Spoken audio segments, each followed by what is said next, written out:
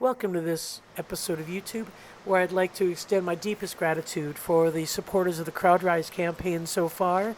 The campaign runs until July 31st, and we are already working on projects that are funded through the CrowdRise campaign. That includes pond improvements, and we are researching UV light filters that will help control the algae. And here is Denali and Bolt skirting their way around the pond. We've certainly got a good vegetative cover around the pond. That's something that we've been working on for years through rocks and vegetation to try to give a lot more sensory ability and certainly a lot more habitat for other things that will enjoy the pond. But we are still concerned about the algae within the pond, and this happens during the heat of the summer. The algae in itself is not good for the wolves to ingest. It can cause some skin irritations, but more importantly, what we see with the algae and dark coloration of the water is that it will heat up in the midday sun. And so by having that sedimentation and discoloration of the pond, it gets warmer and therefore less attractive for the wolves to use during the summer season when they need it the most. And so you will see Bolts and Denali both going into the pond, but as far as full-length swimming, that is something that they typically do when the pond is refilled or cleaned.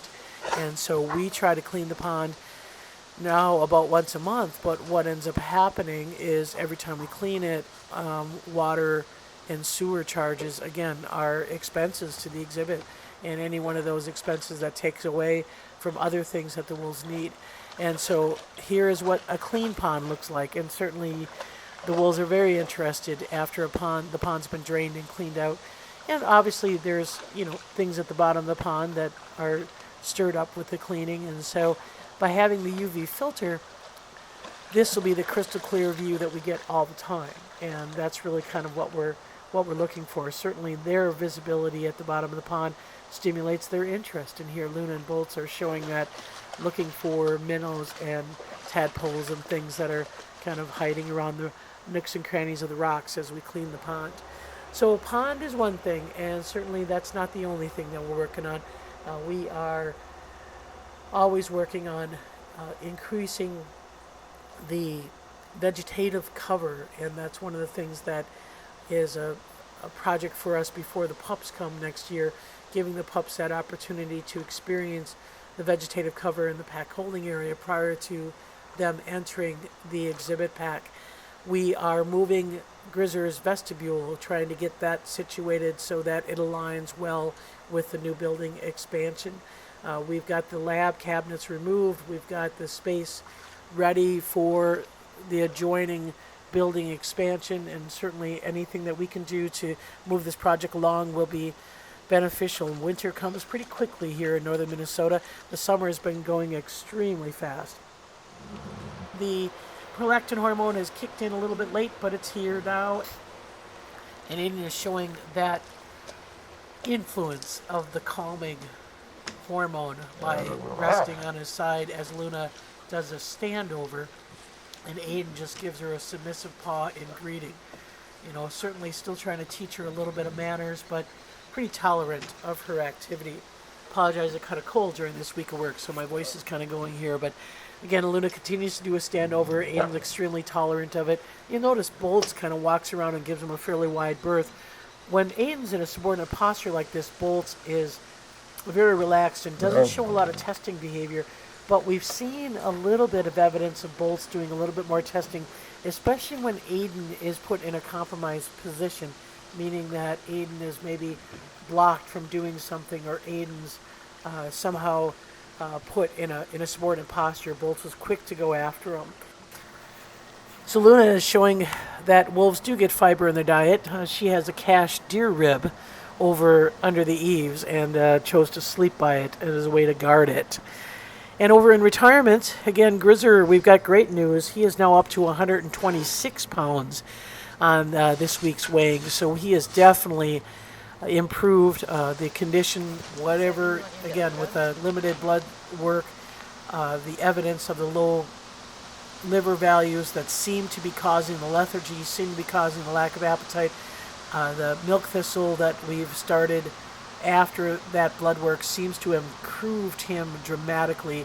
And again, without any other definitive work, we feel that he's definitely on the mend. He's a different wolf. He's active. He's back to his same old self. He likes social engagement. Certainly likes belly rubs. He gets a lot of them, and is active and interactive with staff, and certainly the wolf that we know and we have cared for 11 years. And so we're back, happy to see that.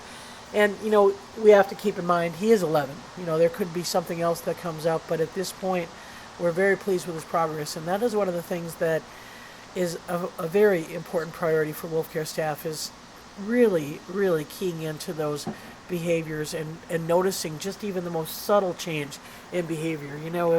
If Grizzer's lethargic, what are the circumstances and how it occurs? Is there something with his respiration that might be increased? And definitely wolves don't do well with this heat and humidity that we've been having.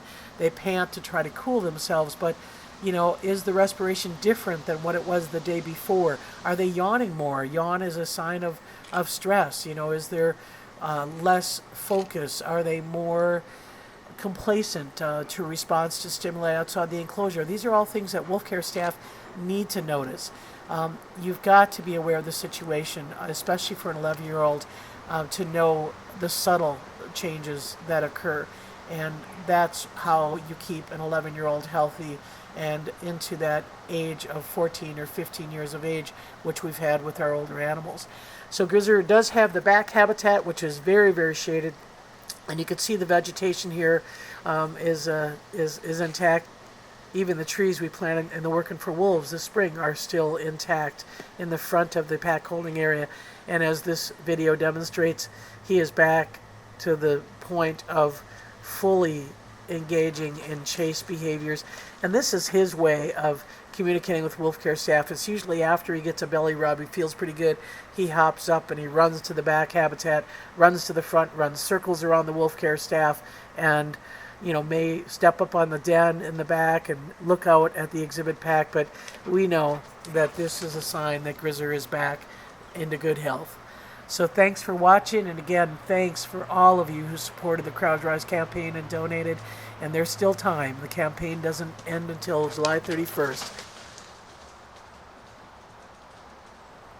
Just as a reminder, we've got a webinar on Wednesday night. The ethology class starts here tomorrow on Saturday, and our webinar on Wednesday night will be a behavioral observation, a 1-hour behavioral observation, where we're going to pit the webinar folks against the ethology students and see who identifies the most behaviors most accurately. Not sure what you'll win, but we've got a lot of opportunities for prizes here in the wolf care staff. So if you are interested in signing up for the webinar, check out our website at wolf.org and look under programs, and you will see a link to our webinar.